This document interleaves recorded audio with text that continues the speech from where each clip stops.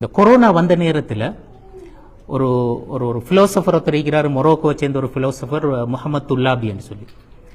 அவர் ஒரு இன்ட்ரெஸ்டிங்கான ஒரு விஷயம் என்று சொன்னார். என்னண்டா, இந்த அனர்த்தங்கள் தொற்று நோய்கள் உலக வரலாற்றில் நிறைய சாம்ராஜ்யங்களை வீழ்த்தி இருக்கின்றன.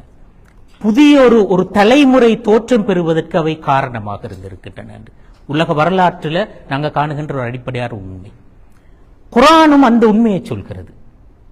இந்த அனர்த்தங்கள் எங்களுக்கு ஏன் வருகின்றன என்று சொல்கின்ற நேரத்தில் ஒரு குறிப்பிட்ட ஒரு தலைமுறை மாறி நாங்க புதிதாக சிந்திக்கின்ற ஒரு இடத்துக்கு இன்னொரு ஒரு பேரடைம் ஷிஃப்ட் ஒன்று நடக்கிறது.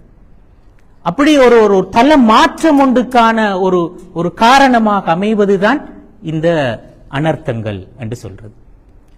அப்ப நாங்க இந்த வரலாறு எடுத்து பார்க்கிற நேரத்தில், முன்னைய சமூகங்கள் அழிக்கப்பட்ட வரலாறு எடுத்து பார்க்கிற நேரத்தில், ஒரு சமூகம் அழிந்து போனதற்கு பிறகு அடுத்து வந்தது நல்லாகத்தான் இருந்திருக்கிறது. அதனால தான் குர்ஆன் சொல்றது ஐயுக்கும் அஹ்சனு அமலா.